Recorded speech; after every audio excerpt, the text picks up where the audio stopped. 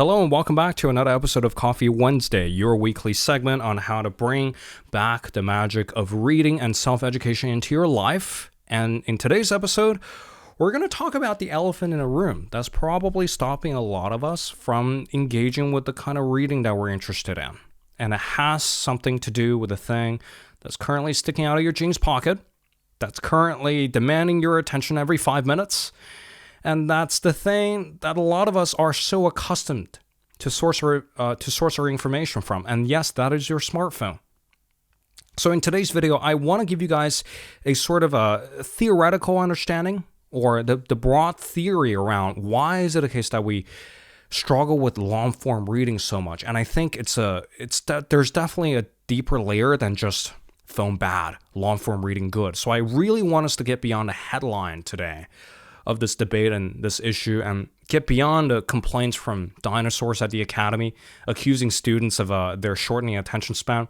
And I really want to get beyond this and to actually create a defense for long-term reading that's going to motivate you to hopefully train up this ability yourself to read longer things. Because the key problem that I see with a lot of standard critiques of smartphone and short-form content is that they put all their energy into the criticism itself without really realizing that more work needs to be done over here to create a compelling vision for long-form reading, to get people excited about reading longer-form content, and to get people motivated to re-engage with the superpower of attention, the superpower of a longer attention span.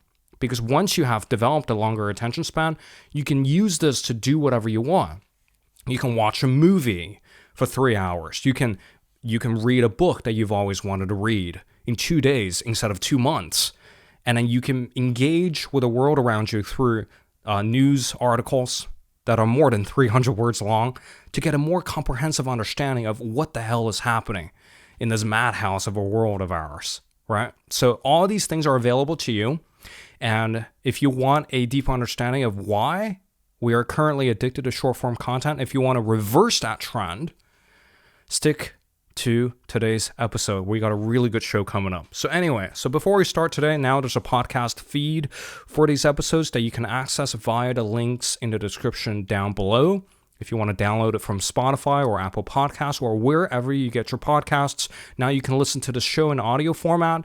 You can stop staring at the screen and do something else when you're listening to the show, and it's going to give you guys a more dynamic way to engage with the show instead of just staring at a screen. So anyway, let us begin.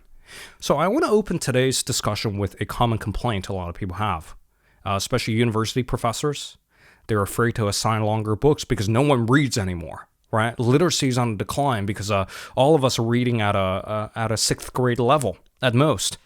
And a lot of us, we can't even comprehend complex arguments. We can't even work our brains around these thick books. Why would I read a 300-page book if I can just get the summary of it from an app that gives me all that I need to know about the book in 15 minutes? So there are all these things happening. And a basic conclusion here is that no one reads anymore. No one wants to pick up a book and read it. We don't even have the ability to do this anymore. And that creates a certain hopelessness in all of us. And for some of us, even though we want to do it, we don't really have the ability to do it. But if you just tune back into your experience a little bit, if you just head to your local train station, or if you just sit down in a carriage and you look around, most people are in fact reading.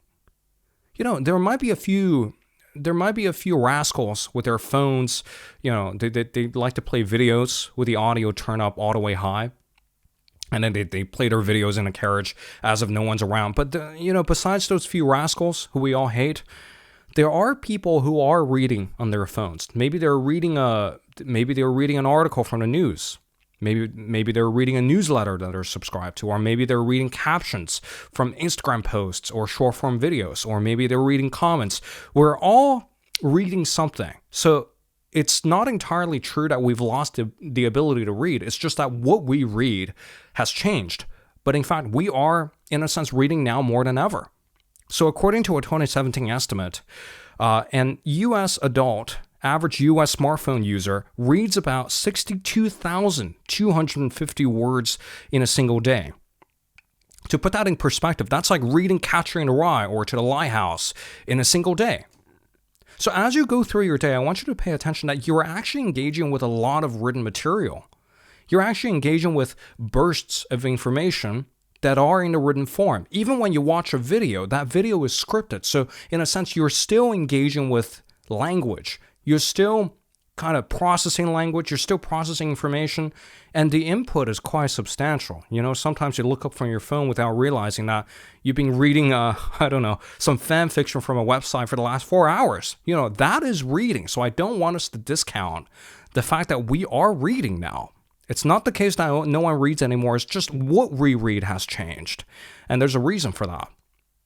But the problem here is that even though after these 3-4 hours of reading stretches, even after we've watched maybe TikToks from a certain account that addresses the history of this or the linguistics of that, even after hours of browsing through short form content, we don't really feel that much smarter. Sometimes we forget that we've consumed all these words. And the staying power of these pieces of information is quite flimsy. Sometimes I'd watch so much content from one account, but if you ask me, what did you learn from this account? You think to yourself, I haven't really learned anything because I've forgotten about it. Why is that the case? Why is it the case that now we can argue that we are reading more than ever because we have so much access to information, but none of us feel any more intelligent? But in fact, the opposite is true. We feel really stupid after a few hours of reading so much short form stuff.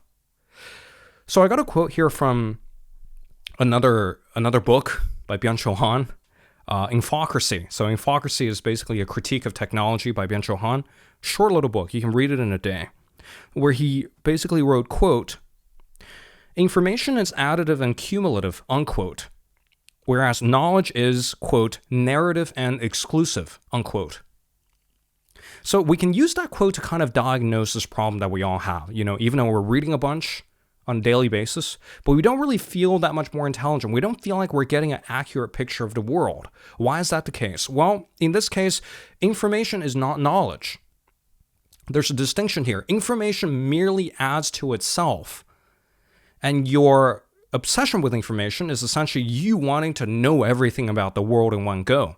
You wanting to know a bit of everything about the world so you have the most amount of breadth, but no necessary depth. So you're reinvesting all the energy that you have to really plummeting the depth of one subject into dispersing your attention in a million different directions. So it might seem like you're getting an accurate picture of the world, but because information is merely additive and cumulative, you're not really weaving all that information to something that you can use to make sense of the world. Whereas knowledge, on the other hand, is narrative and exclusive. So that necessarily means it needs to admit certain parts of information to make a narrative. A piece of powerful ideology is a highly selective form of narration. Anything that you're very passionate about, or your identity itself is a highly selective narration. So humans are storytelling creatures. We make sense of the world through cohesive stories, not necessarily through adding different bits of information into our knowledge graphs. And for a piece of insight or for a piece of knowledge to have that staying power, to really make a difference, to really make you feel like, oh my God, I've learned something new, it has to have that process of turning from raw information into organized narration. And that entire process is the process of reading long-form content, because long-form content takes all the scattered information and organizes them into a book, into an article, into a long-form report in a magazine to give you a more oriented guide to make sense of the world. Of course, biases could get in there. Of course, you might not agree with the narrative that this long-form piece of writing is providing you, but at least you have it. At least you made the jump from information, raw information, into narrative knowledge, into knowledge that you can touch, into a viewpoint that you can entertain, and into a discourse that allows all these pieces of knowledge to clash, to disagree. If you've read any, sustained critiques of certain works of literature, you quickly realize that all of these critiques are extremely long. It's not just like a critic barging in there to say this book is bad or good. Good criticism runs on, sometimes longer than the original work itself, because he's trying to take that viewpoint and to clash it with his own viewpoint, and this is how discourse is generated. And without this process, if we lose this ability to organize raw information into highly selective narration or into highly selective ways of viewing the world, there will be no discourse.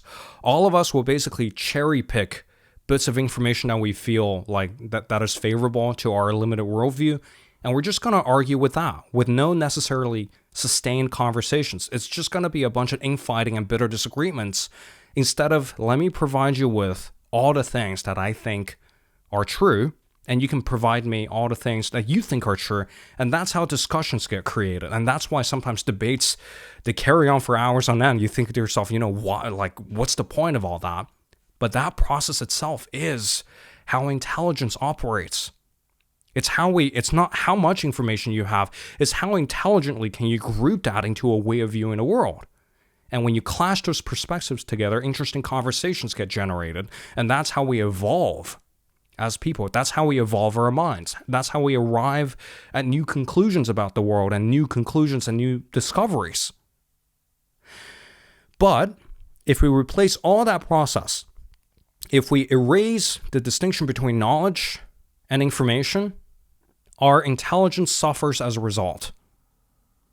Because intelligence is really this process of you training your mind and you forcing your mind to follow the thread of someone's argument, to really look at or to really have a deeper insight into how the author thinks or how this person who wrote the article thinks.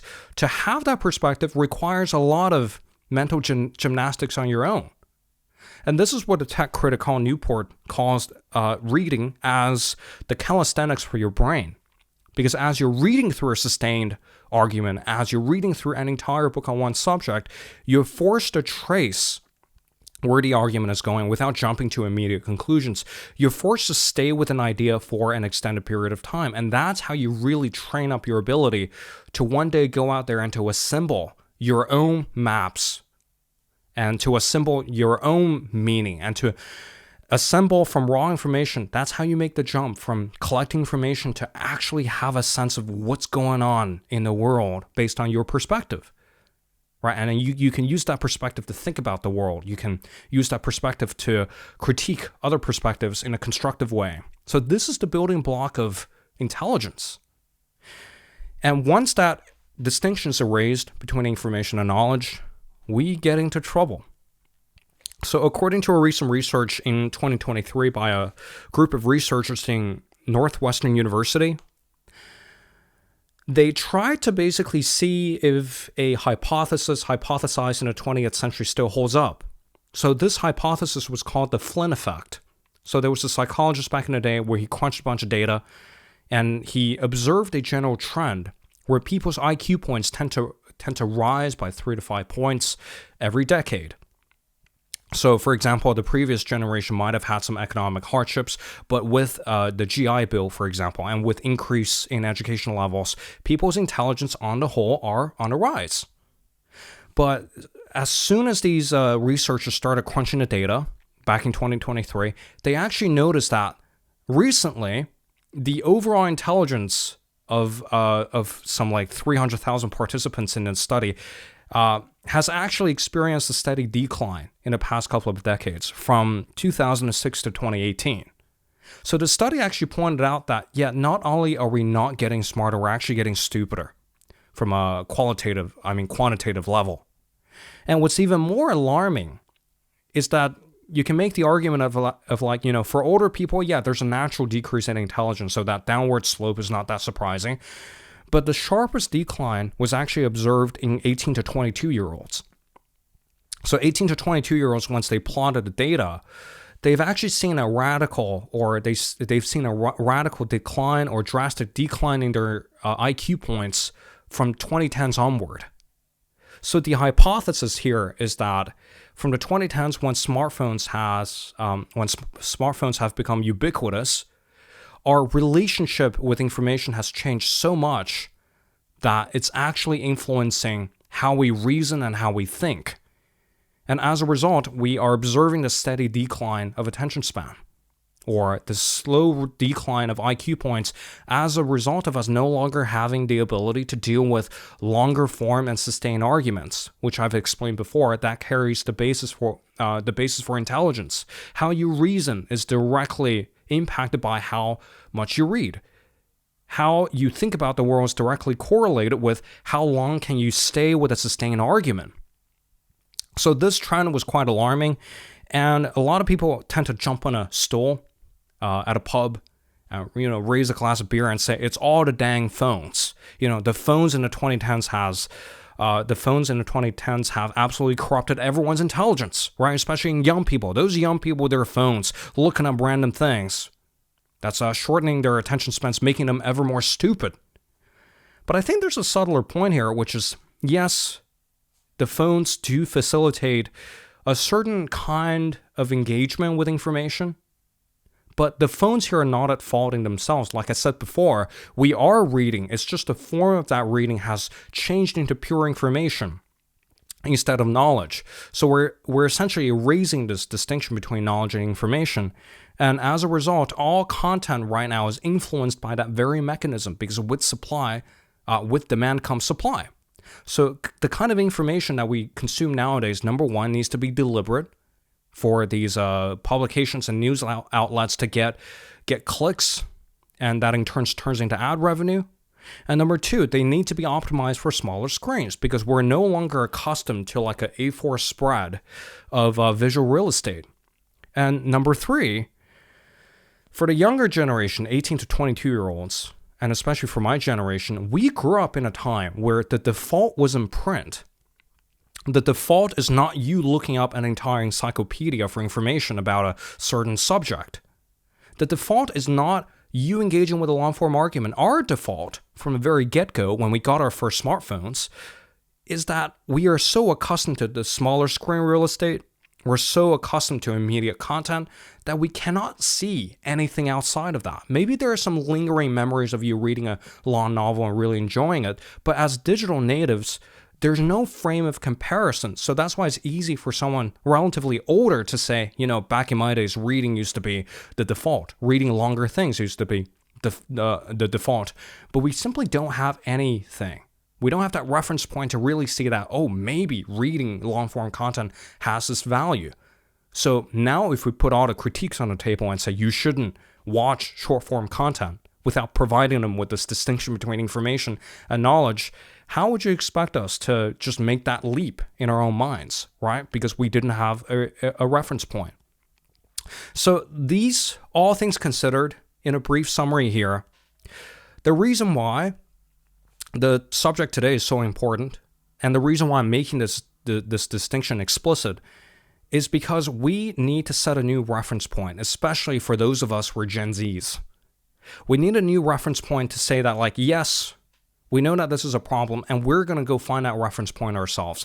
We're going to deliberately look for long-form content and to retrain our minds to deal with longer information, because now we kind of realize information is not knowledge. We need to go out there and hunt for the first tastes of knowledge, and we need to establish a new default. We need to establish long-form content as our attention default to start reversing this problem. So number one, we talked about information is not knowledge. And number two, we talked about how long-form content directly contributes to intelligence and what are some of the downfalls of short-term content run amok. And number three here, I want to give you this analogy that's hopefully going to start to reverse the tide for you. That's hopefully going to give you a sense of, give you a way forward instead of just dwelling in all these startling studies and statistics. So this analogy here came to us from the tech critic called Newport. He basically said that most information that we consume nowadays is digital Doritos for our brains. So if you think about it, a piece of Dorito is an artificially crafted product. So you don't really find Doritos out there in the wild, but it's basically breaking down natural whole foods down to their base elements and to reconstitute them in a highly palatable format. So for people who grew up in my generation, all we have in the grocery aisles are basically Doritos. So it is as if we've been eating Doritos our whole lives. We've been ingesting in these short form and hyperpalatable content our whole lives that we don't even know what whole foods taste like. We don't really know what that's like. And whenever you bring up this point of like there might be a healthier alternative out there of information, people start to look at you weird. It's like you're such a quaint person. Okay, fine, grandpa sitting in front of a fireplace reading a novel, that we're not even encouraged to seek out these whole food alternatives. And the whole food alternatives in a reading world are books, are long essays, are long extended coverage in magazines, and things that basically explicitly train you to go from information to knowledge. So these are the whole foods, and over to the medium, to the long run, it will rewire how you perceive everything around you. It will give your brain the bandwidth and the stamina to deal with longer forms of information without jumping to immediate conclusions. So what I'm advocating here is that if you've never experienced the pleasure of long-form reading, consider just for the next couple of weeks, go on a digital diet. And a digital diet it consists of 3 parts. I will have more videos and more episodes coming up in the future about a digital diet. So first step is that replacement is essential. So you need to find a way to replace short-form content with long-form content so as to train it into your default response. Because a part of rewiring a habit, it's not just enough for you to quit short-form content. It's not just enough for you to just vacuum all the shallowness out of your life. You need replacements. So for me personally, instead of reading the news feed on Google, I actually now have a few subscriptions to magazines like The Economist, The Atlantic, Chronicle of Higher Education, and The New Yorker ready to go. So whenever I'm bored and whenever I'm trying to find something to read, my default becomes, okay, I'll simply read this coverage here. I'll find my information from here and see how that makes a difference, because you actually need to tune into your experience to see the phenomenological effects that longer reading is having on you compared to short form. Is your anxiety level starting to decrease after you replaced news feeds with longer articles? Are you getting a more nuanced understanding of this issue? And are you getting more bang for your buck for just having a few magazine subscriptions? Right? Just tuning to yourself. Don't believe me when I say that, these things are beneficial for you. Just watch your brain as it grapples with longer form content and see how that feels. It's like going on a diet. If you start to eat healthy, notice how different your body feels and notice how different your mind feels.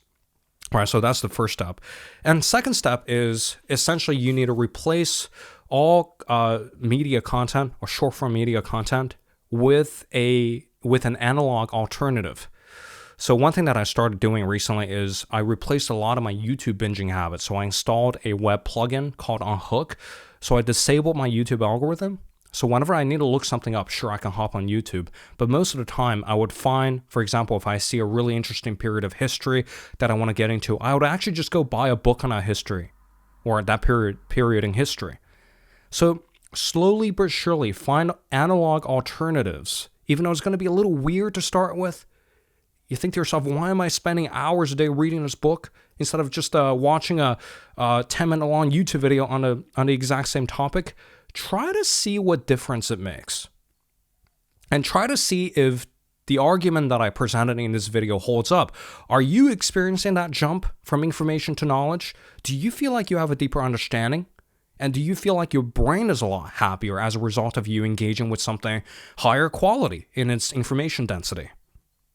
And number 3, as a part of your digital diet, if you wish to implement it, get comfortable with spending time alone. So solitude is something I actually want to make a whole episode on later down the road, because I think it is the single most important ability or skill that you need to cultivate if you really want to become the most informed person there is. And if you really want to become someone who can think about things intelligently and to develop that critical faculty to evaluate information out there in the world. Because solitude gives your brain the space to contemplate, to think, to make all the stuff that you've read make sense, because sometimes there's a latency period between information and knowledge, and that latency period is your own thinking at work. So you can read a bunch of books, but if you don't have the time to process it, if you don't have that period to really fit all the stuff that you've read into your experience, a callback from 2 videos ago, your life only really begins to change once you match your life experience with what you've read. And that requires solitude and quiet thinking time. So it might look like putting on a random instrumental music track and just for you to sit in your room and journal. You need to deliberately cultivate that time to make the leap from information to knowledge. And that is very essential for us to reverse this attention span trend, because normally your default response is to get distracted and amuse yourself to death. But what if we just pull the plug on that one? Set a little restriction for yourself. Whenever I feel bored, instead of reaching for something, I'm going to notice that I want to reach for something. And I'm going to turn that urge into 10 to 15 minutes of thinking by myself in my room. It's going to look weird. To the outsider, you're going to look insane, but that's kind of the point here. For us to really get to the root of this problem, you have to be willing to look a little bit insane in the short term for you to really access the benefits of long-form reading. And the outcome, at least in my case personally, I've been doing this digital diet for almost a month now, like really deliberately. I stopped posting to Instagram, and I basically disabled algorithms everywhere. And as a result, now on average, I read 2 books in a single week, because whenever I have free time, my brain is already attuned after this digital diet to simply engage with long-form reading as the default. So it simply slides itself into a very pleasurable flow of focus. And I think this is and I started to realize that maybe, I haven't done a research on this, maybe I'll make another episode on this later, but I started to realize that maybe attention is the default state, whereas fracturing our attention, maybe that's the new thing. And the stream of focus is what allowed me to do so much research recently for my newsletter and for these videos. And I've had so much fun making these episodes or recording these episodes, and I've had so much fun writing up all my findings in my newsletter. So that turned into such an addiction in itself. So whenever I find something really interesting, my first instinct is actually to look up something like a book or a long-form magazine article on that topic, because I know short-form content can no longer satisfy that urge to truly understand the problem. And that's the place where I want you to be a few weeks from now. So if you agree with everything that we've discussed, information is not knowledge, and reading is calisthenics for your brain, and of course, the digital diet, if you keep all these considerations in your mind and you design your own little digital diet, and you decide to rewire your default into reading long-form content, soon enough, attention will become your default. And soon enough, short-form content will no longer satisfy you. And soon enough, that's where you will end up reading long-form information and getting a more holistic view of the world again. That's all I have for today. Thank you for tuning in, and I will see you next week with more. Robin Walden here. Take care, and goodbye.